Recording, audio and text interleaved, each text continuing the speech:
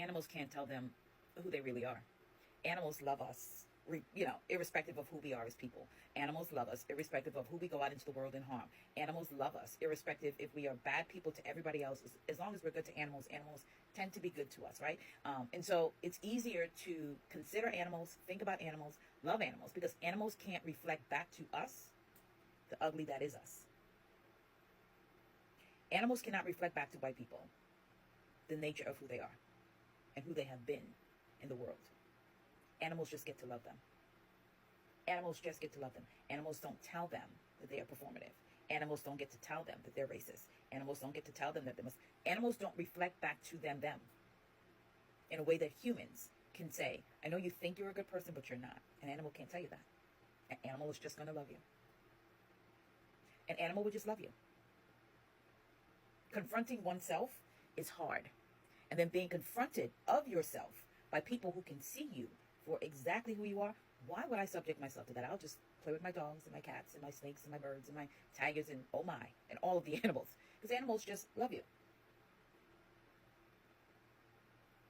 If you keep a cat litter clean and make sure a cat has food, you ain't even got to bother with them, right? White people, one of my mutuals sent me a thing about the succubus energy of whiteness. Whiteness takes from everybody, even animals. Animals have a heavy task with white people. Animals are responsible for all of, if animals could talk about how much emotional stuff get puts on them from their owners who love them, but even the animals have work for white people. White people even make the animals work. Where do you think we got the emotional support animals from? Who started that the animals had to be an emotional support? Even the animals have to work. White people even take from the animals. It's their emotional support dog or the emotional support cat, emotional support pig or whatever. Do you know what I mean? And when you're looking at the engagement, if you see white people, they love their animals.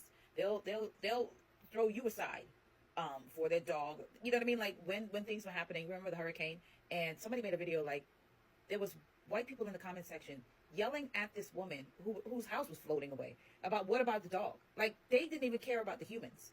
What about the animals, right? That's how much they love animals, because animals have work to do when it comes to white folks. Animals are the emotional dumping ground for a lot of white folks. Now, they're going to disagree with me on that. They're going to be like, I don't do that. I love my animals. Right. I want you to think about it this way, right? So one of the things in relationships with me, personally with men, right? I've often said, I don't want to be any man's everything.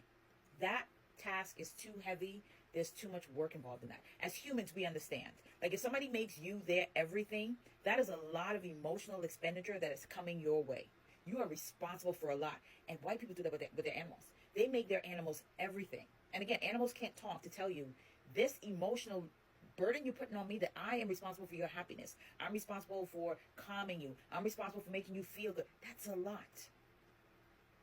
White people make everybody work for them, including the animals. Very few of them have a healthy relationship with animals.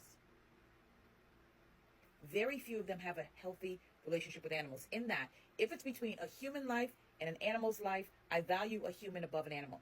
Very few white people have that. They value animals above humans. Because the animals have emotional labor to do for them, and animals can't speak back to them, reflect back to them the nature of them in a way that a human can.